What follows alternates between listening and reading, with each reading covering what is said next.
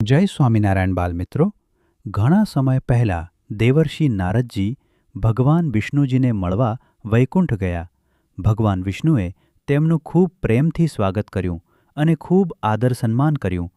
થોડીવાર પછી નારદજી પાછા જવા લાગ્યા. જ્યારે તેઓ બહાર નીકળી ગયા ત્યારે ભગવાન વિષ્ણુએ માતા લક્ષ્મીજીને કહ્યું, લક્ષ્મીજી, નારદ જે સ્થળ પર બેઠા હતા એ સ્થળને ગાયના છાણથી લીપી દો. નારદજી હજી બહાર જ ઊભા હતા. તેમણે ભગવાનની આ વાત સાંભળી. તેમને ખૂબ આશ્ચર્ય થયું.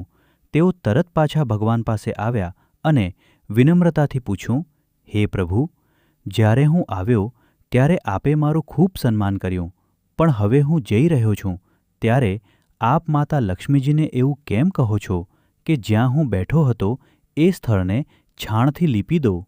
ભગવાન વિષ્ણુએ શાંત સ્વરમાં જવાબ આપ્યો, હે નારદ, હું તમારું સન્માન એટલા માટે કરું છું કે તમે દેવર્ષિ છો, પણ તમારો કોઈ ગુરુ નથી.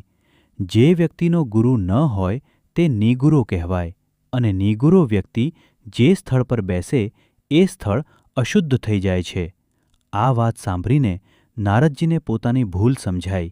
તેમણે હાથ જોડીને પૂછ્યું, હે પ્રભુ, તો હવે હું કોને મારા ગુરુ બનાવું? ભગવાને કહ્યું, હે નારદ, પૃથ્વી પર જાઓ. તમને જે વ્યક્તિ સૌથી પહેલાં મળે તેને તમારા ગુરુ બનાવી લેજો. નારદજીએ ભગવાનને પ્રણામ કર્યા અને પૃથ્વી પર આવ્યા. ત્યાં તેમને સૌથી પહેલાં એક સાધારણ માછીમાર મળ્યો. નારદજી ફરી ભગવાન પાસે ગયા અને કહ્યું, પ્રભુ, મને તો સૌથી પહેલાં એક માછીમાર મળ્યો. એને તો કશું જ આવડતું નથી. હું એને મારા ગુરુ કેવી રીતે બનાવી શકું? ભગવાને કહ્યું, હે નારદ, તમે વચન આપ્યું છે તો એ પૂર્ણ કરો. નારદજી પાછા ગયા અને માછીમારને વિનંતી કરી, તમે મારા ગુરુ બની જાઓ. પહેલાં તો માછીમારે ન પાડી, પણ ઘણી વિનંતી પછી તે રાજી થઈ ગયા. થોડા દિવસ પછી નારદજી ફરી ભગવાન પાસે ગયા અને બોલ્યા, પ્રભુ, મારા ગુરુને તો કશું જ આવડતું નથી. તેઓ મને શું શીખવશે? બસ આ સાંભળીને ભગવાન વિષ્ણુને ખૂબ ક્રોધ આવ્યો. તેમણે કહ્યું, હે નારદ, તમે તમારા ગુરુની નિંદા કરો છો. આ ઘણો મોટો અપરાધ છે. હું તમને શ્રાપ આપું છું કે તમે 84 લાખ યોનિઓમાં ભટકશો. આ સાંભળીને નારદજી ગભરાઈ ગયા. તેમણે બંને હાથ જોડીને વિનંતી કરી, હે પ્રભુ, મને આ શ્રાપમાંથી બચવાનો કોઈ ઉપાય બતાવો. ભગવાને કહ્યું, જાઓ, તમારા ગુરુદેવને પૂછો. નારદજી તરત પોતાના ગુરુદેવ પાસે ગયા અને આખી વાત કરી.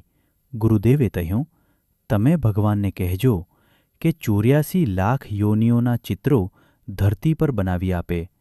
પછી તમે એ બધા ચિત્રો પર સૂઈને ગોળ ગોળ ફરી જજો અને ભગવાનને કહેજો કે હું 84 લાખ યોનિઓમાં ફરી આવ્યો છું. હવે મને ક્ષમા કરો. આગળથી હું ક્યારેય મારા ગુરુની નિંદા નહીં કરું. નારદજીએ ભગવાન વિષ્ણુ પાસે જઈને એવું જ કર્યું. ભગવાન વિષ્ણુ પ્રસન્ન થઈ ગયા અને કહ્યું, હે નારદ, જોયું, જે ગુરુની તમે નિંદા કરી રહ્યા હતા એ જ ગુરુએ તમને મારા શ્રાપમાંથી બચાવી લીધા. આથી સમજો કે ગુરુની મહિમા કેટલી મહાન છે. બાળમિત્રો, આ કથા આપણે એક ઘણી મોટી શિખામણ આપે છે. ગુરુ ગમે તેવા હોય, પણ શિષ્યે પોતાના ગુરુ પર પૂર્ણ શ્રદ્ધા અને અટલ વિશ્વાસ રાખવો જોઈએ. ગુરુ આપણા જીવનમાંથી અજ્ઞાનનું અંધારું દૂર કરીને સાચા માર્ગ પર ચાલવાનું શીખવાડે છે. ગુરુ આપણે ભગવાન સુધી પહોંચવાનો માર્ગ બતાવે છે. એટલે આપણે ક્યારેય ગુરુની નિંદા કરવી જોઈએ નહીં. ગુરુની આજ્ઞાનું પાલન કરવું, તેમનો આદર કરવો અને શ્રદ્ધા રાખવી એ જ સાચા શિષ્યની ઓળખ છે.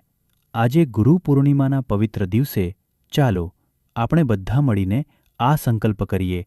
અમે હંમેશા અમારા ગુરુજનનો આદર કરીશું, તેમની આજ્ઞાનું પાલન કરીશું અને તેમના બતાવેલા માર્ગ પર ચાલીને અમારું જીવન સફળ બનાવીશું. જય સ્વામિનારાયણ.